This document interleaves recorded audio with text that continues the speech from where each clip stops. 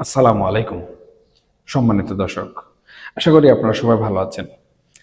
দেশের চায়ের দোকান থেকে শুরু করে ড্রয়িং রুমের আড্ডায়, এমনকি আমেরিকা বা কানাডায় বসে থাকা যে প্রবাসী ভাই বোনেরা প্রতিনিয়ত দেশের রাজনীতির খোঁজখবর রাখেন, সবার মনেই এখন কিন্তু একটা প্রশ্ন ঘুরপাক খাচ্ছে। নির্বাচন তো আসলে হয়ে গেল, অন্তর্বর্তীকালীন সরকার বিদায় নিয়ে চলে গেল, বিএনপি এখন রাষ্ট্র ক্ষমতায়, কিন্তু রাজনীতির মাঠে একটা ফিসফাস কিন্তু কোনোভাবেই থামছে না। সেটা হচ্ছে, আওয়ামী লীগ কি আবার ফিরে আসবে? দেখুন, রাজনীতির এই জটিল সমীকরণগুলো কিন্তু সাধারণ অঙ্কে কোনোভাবে মেলানো সম্ভব নয়। একজন রাজনৈতিক পর্যবেক্ষক হিসাবে আমি যদি চারপাশের ঘটনা প্রবাহ, আন্তর্জাতিক ভূ রাজনীতি আর আমাদের সংবিধানের দিকে নির্মোহভাবে তাকাই, তবে বলতে বাধ্য হব, আওয়ামী লীগ ফিরে আসার এই গুঞ্জনকে একেবারে কিন্তু বাতাসে উড়িয়ে দেওয়ার কোনো সুযোগ নেই। বরং আইনি ও কাঠামোগত দিক থেকে তারা এখনো এমন একটা সুবিধাজনক অবস্থানে বর্তমান সময়ে আছে, যা নিয়ে আজকে আমাদের গভীরভাবে আমি মনে করি ভাবার সময় এসেছে। আজকে আপনাদের সামনে আমি যে বিষয়টা নিয়ে কথা বলবো, তা শুধুমাত্র একটি দলের ক্ষমতায় আসার বা না আসার মধ্যে সীমাবদ্ধ নয়। আমি মনে করি বিষয়টা এর চেয়েও অনেক গভীর এবং অনেক বেশি শঙ্কার। দেখুন, আপনারা যারা ভাবছেন নির্বাচন হয়ে গেছে, দেশে এখন একটা স্থিতিশীল সরকার আছে, সুতরাং জুলাই আগস্টের সেই রক্তাক্ত গণ অভ্যুত্থানে যারা বুক পেতে দিয়েছিল, সেই বিপ্লবীরা এখন সম্পূর্ণ এবং পুরোপুরিভাবে নিরাপদ, তাদেরকে আমি একটু ভিন্নভাবে চিন্তা করার অনুরোধ করছি। আমাদের বর্তমান যে সংবিধান বহাল আছে, সেই সংবিধানের আলোকে যদি একটু বিশ্লেষণ করি, তবে আপনারা বুঝতে পারবেন যে আমাদের জাতীয় জীবনে কেমন একটা নীরব টাইম বোমা বর্তমান সময়ে টিকটক টিকটক করছে। আমরা সবাই জানি জুলাই আগস্টের ওই গণ অভ্যুত্থান ছিল একটি অভাবনীয় জনবিস্ফোরণ। সেই ধাক্কায় একটি দীর্ঘস্থায়ী সরকারের কিন্তু পতন ঘটেছে। ডক্টর মোহাম্মদ ইউনূসের নেতৃত্বে একটি অন্তর্বর্তীকালীন সরকার দীর্ঘ ১.৫ বছর দেশ চালিয়েছে এবং তার ধারাবাহিকতায় নির্বাচন হয়ে আজকে বিএনপি ক্ষমতায়। কিন্তু আপনারা কি একবারও ভেবে দেখেছেন, এই যে পুরো পট পরিবর্তনটা হলো, এর কোনো আইনি বা সাংবিধানিক ভিত্তি আমাদের বর্তমান সংবিধানে আদৌ আছে কিনা? সত্যি বলতে কি, আমাদের সংবিধানে এ ধরনের কোনো কিছু একদমই নেই। আমাদের ৭২-এর মূল সংবিধান বা পরবর্তীতে পঞ্চদশ সংশোধনীর পর যে রূপটি দাঁড়িয়েছে, সেখানে কোনো বিপ্লব, গণ অভ্যুত্থান কিংবা অন্তর্বর্তীকালীন সরকারের কোনো ধরনের আইনি স্বীকৃতি নেই। বরং সংবিধানে আছে সম্পূর্ণ উল্টো কথা। বর্তমান সংবিধানের ৭-এর ক অনুচ্ছেদের দিকে যদি একটু নজর দেই, তাহলে দেখবেন সেখানে খুব স্পষ্টভাবে বলা আছে, সংবিধান বাতিল, স্থগিত বা রহিতকরণ অথবা এর কোনো বিধানের প্রতি মানুষের আস্থা কিংবা বিশ্বাস নষ্ট করাকে রাষ্ট্রদ্রোহিতা হিসাবে গণ্য করা হবে। আর এর শাস্তি কি সেটা জানেন? দেশের প্রচলিত আইনে সর্বোচ্চ শাস্তি, অর্থাৎ মৃত্যুদণ্ড। এখন রাজনীতির এই যে বাকবদল, এই বাকবদলে কোনোভাবে যদি আওয়ামী লীগ আবারও রাষ্ট্র ক্ষমতায় কোনোভাবে ফিরে আসার সুযোগ পায়, তাহলে কিন্তু এই জুলাই বিপ্লবীদের শায়েস্তা করার জন্য তাদের নতুন করে কোনো ধরনের আইন বানানোর দরকার পড়বে না। তারা কোনো বেআইনি বা বিচার বহির্ভূত হত্যাকাণ্ডের আশ্রয় হয়তো নেবে না। তারা কেবল সংবিধানের বইটা একটু ভালো করে খুলবে আর আদালতের দ্বারস্থ হবে। তারা আইনি ভাষায় বলবে, সংবিধান অনুযায়ী নির্বাচিত একটি সরকারকে অসাংবিধানিক উপায়ে বল প্রয়োগের মাধ্যমে ক্ষমতাচ্যুত করা হয়েছে। এর পাশাপাশি তারা দাবি করবে, এই তথাকথিত বিপ্লব আসলে সংবিধানের ৭ ক অনুচ্ছেদ অনুযায়ী সরাসরি রাষ্ট্রদ্রোহিতা। আর এই আইনের কাঠামোর ভেতরে পড়লে রাস্তায় নেমে আসা সেই সময়কার ছাত্র জনতা, যারা এই আন্দোলনে নেতৃত্ব দিয়েছেন, যারা এই বিপ্লবের মাস্টারমাইন্ড ছিলেন, তাদের প্রত্যেককে কিন্তু রাষ্ট্রদ্রোহের অভিযোগে ফাঁসির কাষ্ঠে ঝুলানোর সম্পূর্ণ আইনি বৈধতা এখানে তারা পেয়ে যাবে। কারণ আদালতের কাছে আবেগ বা বিপ্লবের কোনো মূল্য নেই। আদালতের কাছে মূল্য আছে কেবলই লিখিত আইনের। আর সেই লিখিত আইন এই মুহূর্তে পুরোপুরি বিপ্লবীদের বিপক্ষে এবং আওয়ামী লীগের আইনি নেগেটিভের পক্ষে অবস্থান করছে। দেখুন, আপনারা যারা শুনছেন, আপনাদের অনেকের মনে হতে পারে এখন আসলে বিএনপি ক্ষমতায়, আওয়ামী লীগ তো আর সহজে কোনোভাবে ফিরছে না, তাহলে হয়তো এখানে ভয়ের কিছু নেই। আমি মনে করি এখানেই আপনাদের একটু সতর্ক হতে হবে। এই যে বিএনপি সরকার ক্ষমতায়, তারাও কিন্তু এই একই সংবিধানের অধীনেই বর্তমানে দেশ চালাচ্ছে। প্রশ্ন হলো, এই বিপ্লবীরা বা বিগত ইউনূস সরকারের আমলে যারা বিভিন্নভাবে মিডিয়াতে, টক শোতে খুব বড় বড় কথা বলতেন, তারা কি এখন নিশ্চিন্তে ঘুমাতে পারবেন? রাজনীতিতে আসলে কেউ কারো চিরস্থায়ী বন্ধু বা শত্রু হয় না। আজ বিএনপি ক্ষমতায় আছে, কাল যদি এই বিপ্লবীরা সরকারের কোনো ভুল নীতির প্রতিবাদ করতে রাস্তায় নামে, তখন এই সরকার আসলে কি করবে? তারাও কিন্তু অবলীলায় এই পুরনো সংবিধানের অস্ত্রটাই ব্যবহার করতে পারে। এটা স্বাভাবিক। তারাও তখন বলতে পারে এরা তো আসলে রাষ্ট্রদ্রোহী, এরা কোনোভাবেই দেশের যে সংবিধান রয়েছে সেই সংবিধান মানে না। দেখুন, এরই মধ্যে রাজনীতির মাঠে নতুন কিছু খেলাও কিন্তু শুরু হয়েছে, যা পরিস্থিতিকে আরো ঘোলাটে করে তুলছে। এই যে কিছুদিন আগে এনসিপি নেতা নাসিরউদ্দিন পাটোয়ারি প্রকাশ্যে কিন্তু একটি মন্তব্য করলেন। কি বললেন?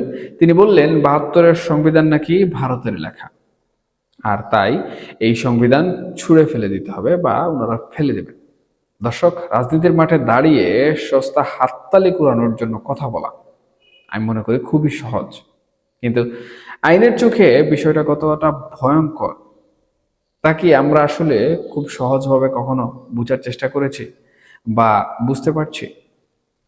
এই যে এনসিপি নতুন রাজনৈতিক দল কিংবা যে সকল নাম সমূহ সাধারণত অন্তর্বর্তীকালীন সরকারের সময়ে মিডিয়াতে সব থেকে বেশি হাইলাইটেড ছিল, নাসিরউদ্দিন পাটোয়ারি, সার্জিস আলম, হাসনাত আবদুল্লাহ, নাহিদ ইসলাম সহ বিপ্লবী সারথি, বিপ্লবের প্রথম সারির অনেকে অন্তর্বর্তীকালীন সরকারের সময় উপদেষ্টা ছিলেন। তখন কিন্তু মিডিয়া ফুটেজ কেবলই তারা গ্রহণ করত এবং তারা এমন সব কথা বলতো যেগুলোর কারণে অন্তর্বর্তীকালীন সরকারের সময়ে আমরা দেখেছি দেশের এক বিক্ষিপ্ত অবস্থা ছিল। কিন্তু বর্তমান সময়ে এসে তাদেরকে কিন্তু মিডিয়াতে খুব একটা খুঁজে পাওয়া যায় না। এখন এই ধরনের সংবিধান ছুঁড়ে ফেলার বক্তব্য আইনি কেমন জটিলতা সৃষ্টি করবে সেই বিষয়ে আমি পরে বলছি। এখন যেটি বলবো সেটি হচ্ছে, আমি মনে করি যেহেতু এখন তাদেরকে মিডিয়াতে দেখা যাচ্ছে না, এখন তাদেরকে মিডিয়া ফুটেজ খাওয়ার জন্য এমন কিছু হাততালি পাওয়ার মতো বক্তব্য সামনে আনতে হবে যেগুলো আসলে জনগণকে একটু হলেও ভাবায়, কিংবা এমন ভারী ভারী কথা বলতে হবে যে ভারী ভারী কথাগুলোর মাধ্যমে মিডিয়া সেগুলো কাভার করে এবং তারা মিডিয়াতে একটু হাইলাইটেড থাকে। এ হচ্ছে একটি সস্তা জনপ্রিয়তা কুড়ানোর আমি মনে করি নিনজা টেকনিক। এবং বাংলাদেশের রাজনীতিতে অন্তর্বর্তীকালীন সরকার গঠিত হওয়ার পর থেকে এ ধরনের বহু কথাবার্তা আমরা শুনেছি, কিন্তু এর বাস্তবতা আমরা দেখেছি জিরো। ডক্টর মোহাম্মদ ইউনূসের 3-0 থেকেও আরো বড় জিরো। এবার আসি আইনের দিকে। নাসিরউদ্দিন পাটোয়ারির এই বক্তব্য কিন্তু সরাসরি বর্তমান সংবিধানের প্রতি চরম অবমাননা এবং ৭ ক অনুচ্ছেদ অনুযায়ী দণ্ডনীয় অপরাধ। এই সংবিধানের অধীনেই যেহেতু বর্তমান সরকার দেশ পরিচালনা করছে, তাই সরকার চাইলে এখনই এই সংবিধান অবমাননার দায়ে নাসিরউদ্দিন পাটোয়ারি বা এই ধরনের মন্তব্য যারা করছেন তাদের কঠিন শাস্তির আওতায় কিন্তু আনতে পারে। তাহলে এখন প্রশ্ন আসে, নাসিরউদ্দিন পাটোয়ারিরা কেন হঠাৎ করে এই ধরনের কথা বলছেন? এখানে কিন্তু লুকিয়ে আছে রাজনীতির আরেক গভীর চাল। মূলত জামাত এবং এনসিপি জোট মিলে ভেতরে ভেতরে একটা বড় ধরনের ফন্দি আছে। তারা এ ধরনের উস্কানিমূলক এবং আবেগী বক্তব্য দিয়ে সাধারণ মানুষকে, বিশেষ করে তরুণ সমাজকে পুনরায় ফুঁসিয়ে তোলার চেষ্টা করছে। এবং তারা চাইছে এই সংবিধান ছুঁড়ে ফেলার ধোঁয়া তুলে আবারও রাজপথে একটি অরাজক পরিস্থিতি বা নতুন কোনো আন্দোলন গড়ে তুলতে। কিন্তু দেখুন সুপ্রিয় দর্শক, এখানেই হচ্ছে সবচেয়ে বড় টুইস্ট। রাজনীতির অঙ্গটা একটু ঠান্ডা মাথায় বোঝার চেষ্টা করুন। জামাত এনসিপি জোট যদি সাধারণ মানুষকে খেপিয়ে তুলে রাজপথে সত্যি কোনো আন্দোলন গড়ে তুলতে তারা সক্ষম হয়ে যায় আবারও, এবং দেশে যদি আবার একটি অস্থিরতা তৈরি হয়, তবে দিন শেষে সবচেয়ে বেশি লাভবান কে হবে? সবচেয়ে বেশি লাভবান হবে কিন্তু সেই আওয়ামী লীগই। কারণ বর্তমান নির্বাচিত সরকারের বিরুদ্ধে কোনো বড় আন্দোলন বা অস্থিতিশীলতা তৈরি হলে সেটি কিন্তু আওয়ামী লীগের ওই আইনি নেগেটিভকেই আরো শক্তিশালী করবে, এবং তারা তখন আন্তর্জাতিক মহলকে খুব সহজেই বুঝাতে পারবে অসাংবিধানিক উপায়ে ক্ষমতা দখলের পর দেশ আসলে স্থিতিশীল হয়নি, এবং পুরনো যে আইনি কাঠামো রয়েছে সেই আইনি কাঠামো ছাড়া এই রাষ্ট্র চালানো সম্ভব নয়। রাজপথের এই আন্দোলন তখন তাদের ফিরে আসার পথটাকেই সবচেয়ে বেশি, আমি মনে করি, এখানে মসৃণ করে দেবে। সব মিলিয়ে আসলে বিষয়টা কি দাঁড়াচ্ছে? ছাত্র জনতা একটা বিপ্লব করেছে ঠিকই, কিন্তু সেই বিপ্লবের ফসল ঘরে তোলার জন্য যে নতুন আইনি পাত্র দরকার ছিল সেটা তারা কোনোভাবেই তৈরি করতে পারেনি। তারা সেই পুরনো ছিদ্রযুক্ত একটা পাত্রেই নতুন ফসল রাখার চেষ্টা করেছে। আর এই সুযোগটাই এখন নিতে চাইছে নানা রাজনৈতিক গোষ্ঠী। কেউ চাইছে মানুষকে ফুঁসিয়ে রাজপথে নামাতে, আর কেউ বা অপেক্ষায় আছে সেই অস্থিতিশীলতার সুযোগ নিয়ে নিজেদের আইনি বৈধতা পুনরায় প্রতিষ্ঠিত করতে। তাই আওয়ামী লীগ ফিরে আসুক কিংবা না আসুক, এই সংবিধান বহাল থাকলে এবং রাজপথে নতুন করে কোনো হঠকারিতা তৈরি হলে জুলাই বিপ্লবীদের সাথে জড়িত প্রতিটি মানুষের কপালে যে ঘোর দুর্গতি লেখা আছে, তা রাজনৈতিক ইতিহাসের একজন ছাত্র হিসেবে আমি কিন্তু খুব স্পষ্টভাবে বর্তমান সময়ে এই জায়গাতে বসেই দেখতে পাচ্ছি। আরেকটি সত্য কথা বলি, বিপ্লব কখনো পুরনো সংবিধানের অধীনে আসলে নিরাপদ থাকে না। যতদিন পর্যন্ত না এই গণ অভ্যুত্থানের স্পিরিটকে ধারণ করে একটু নতুন সাংবিধানিক কাঠামো দাঁড় করানো হচ্ছে, ততদিন পর্যন্ত এই বিপ্লবীরা, এই সংস্কারপন্থীরা, আমি মনে করি এক ভয়াবহ আইনি ঝুঁকির মধ্যে বাস করছে। পুরনো ব্যবস্থা এখনো মরে যায়নি, সে কেবল খোলস পাল্টে ঘাপটি মেরে বসে আছে। সুযোগ পেলেই কিন্তু সে তার সাংবিধানিক মরণাস্ত্র দিয়ে ঝাঁপিয়ে পড়বে। এবার আসুন সংবিধান পরিবর্তনের বিষয়ে। এতক্ষণ আমি যে 2-3 লাইন কথা বললাম বিপ্লবী এবং সংবিধান সংস্কারকারীদের নিয়ে, আপনারা হয়তো বলতে পারেন যে আমি তাদের পক্ষে কথা বলছি। দেখুন, এটা হচ্ছে বাস্তবতা, এটা হচ্ছে সত্যি। বিপ্লব একটি ঘটেছে বাংলাদেশে, অভ্যুত্থান একটি ঘটেছে বাংলাদেশে। এটাকে শুধুমাত্র আওয়ামী লীগের নেগেটিভে চিন্তা করলে কিন্তু দেশের রাজনীতি আটকে থাকবে না, দেশের গণতন্ত্র আটকে থাকবে না। আওয়ামী লীগ এই নেগেটিভ নিয়ে বসে আছে, কিন্তু দেশের রাজনীতি চলমান রয়েছে, দেশের গণতন্ত্র কিন্তু চলমান রয়েছে, এটা কিন্তু থেমে থাকেনি। সুতরাং এই নেগেটিভ থেকে যারা চিন্তা করেন এবং যারা আমাদের মতো রাজনৈতিক পর্যবেক্ষকদের তখন বিভিন্ন ধরনের ট্যাগ দেন, আমি তাদেরকে অনুরোধ করব, আপনারা দয়া করে স্বপ্নে ঘুমানো বন্ধ করুন, বাস্তবতা উপলব্ধি করুন, দেশের মানুষের সাথে বসবাস করতে শিখুন, এক সারিতে আসুন। দেখবেন রাজনীতির মাঠ থেকে আপনি বিতাড়িত থাকলেও ধীরে ধীরে এই দেশের মানুষই আপনাকে আবার গণতন্ত্রের পথে ফিরিয়ে আনবে। যাই হোক, এই যে সংবিধান পরিবর্তন, এটার সাথে বর্তমান সময় কি ঘটছে দেখুন। সংবিধান পরিবর্তন করার যদি হতো, সংবিধানে যদি কোনো ধরনের সংশোধন আনার প্রয়োজন হতো, তাহলে বিএনপি সেই সময়, অর্থাৎ যখন ঐক্যমত কমিশন বসে দেশের জনগণের কোটি কোটি টাকার চা নাস্তা করেছে, চা নাস্তা করে দেশের কোটি কোটি টাকা ধূলিসাৎ করে দিয়েছে, তখনই কিন্তু বিএনপি রাজি হয়ে যেত।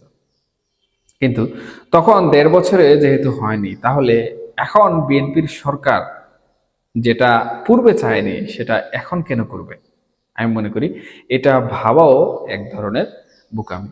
সুতরাং বিএনপি এখানে এই যে নাসিরউদ্দিন পাটোয়ারির বক্তব্য কিংবা যারা বর্তমান সময়ে সংবিধান পরিবর্তন করার কথাবার্তা বলছেন এবং এই সুযোগে আন্দোলন করার সৃষ্টি করছেন, আন্দোলন বাঁধানোর সৃষ্টি করছেন, তারা আমি মনে করি আগামী কিছুদিনের মধ্যে রাজনৈতিকভাবে গেড়াকলের মধ্যে পড়তে যাচ্ছেন। কারণ দেশের সর্বোচ্চ ক্ষমতা এখন বিএনপির হাতে, তাদের সরকার, তাদের প্রশাসন, তাদের কাছে সবকিছু। তারা চাইলেই কিন্তু বিরোধী দলকে যে কোনোভাবে দমনপীড়ন করতেই পারে, এবং এই দমনপীড়ন কিন্তু বাংলাদেশের রাজনীতির ইতিহাসে নতুন কিছু নয়।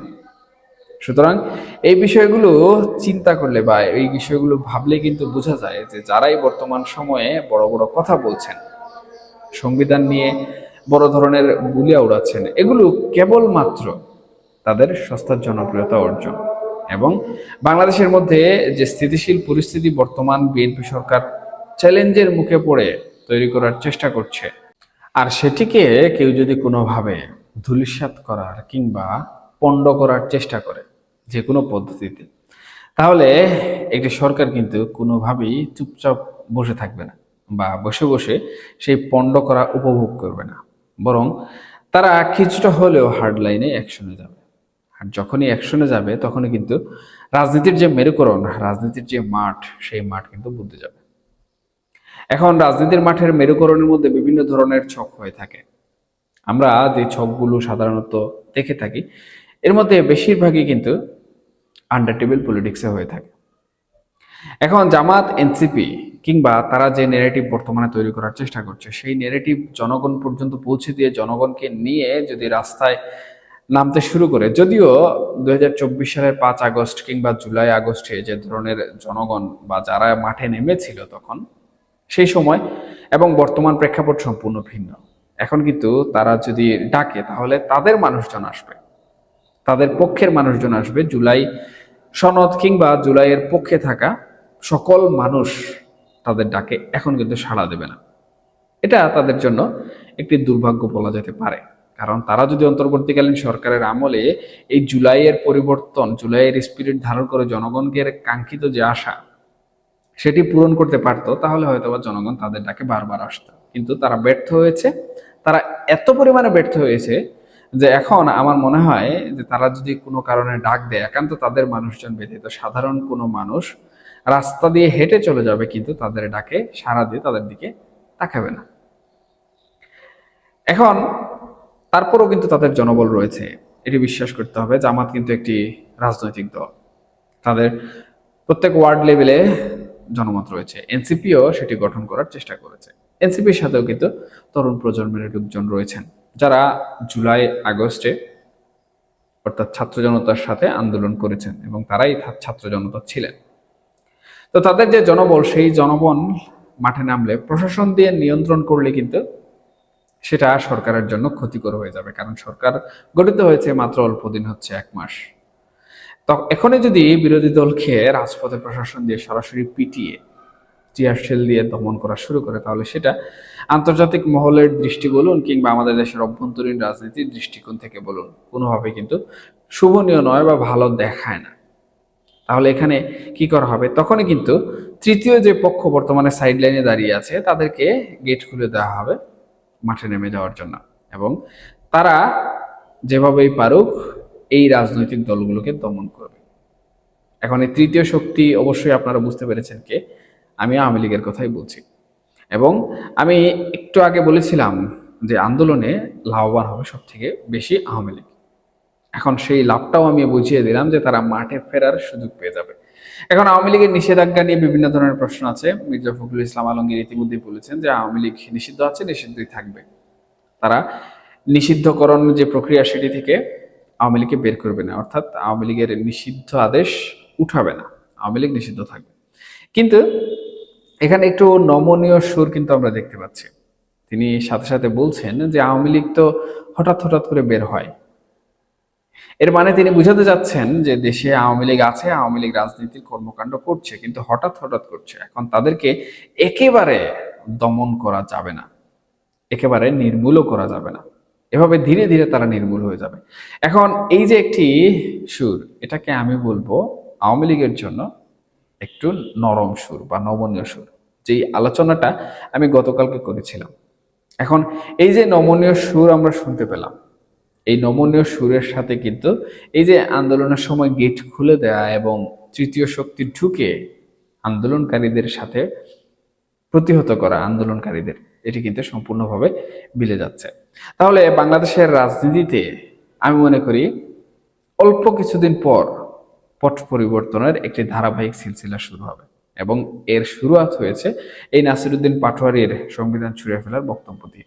এখন যদি এই বিএনপি সরাসরি রিয়্যাক্ট করে এই বিষয়ে কোনো পদক্ষেপ নেয়, তাহলে হয়তোবা জল বেশি দূর গড়াতে নাও পারে। তবে বিএনপি এখানে কোনো পদক্ষেপ নেবে না, কারণ পদক্ষেপ নিলে তারা একটু পরে আন্দোলনের সম্মুখীন হওয়ার কথা ছিল, কিন্তু তারা একটু দ্রুত হয়ে যাবে। যাই হোক, সর্বশেষে আমি একটাই কথা বলবো, আমরা দেশের সাধারণ জনগণ যারা আছি, আমরা বিচার বিশ্লেষণ করি, পর্যবেক্ষণ করি থিওরিটা বোঝার জন্য, নেগেটিভটা বোঝার জন্য। কিন্তু সবশেষে আমরা কি চাই? আমরা চাই শান্তি। আমরা চাই দেশের জনগণ ভালো থাকুক, দেশের জনগণের মধ্যে শান্তি বিরাজ থাকুক। এমন কোনো কর্মকাণ্ড, এমন কোনো রাজনৈতিক গোলযোগ সৃষ্টি না হোক যেখান থেকে জনগণের শান্তি নষ্ট হয়, জনগণের মধ্যে বিশৃঙ্খলা দেখা দেয় কিংবা জনভোগান্তি সৃষ্টি হয়।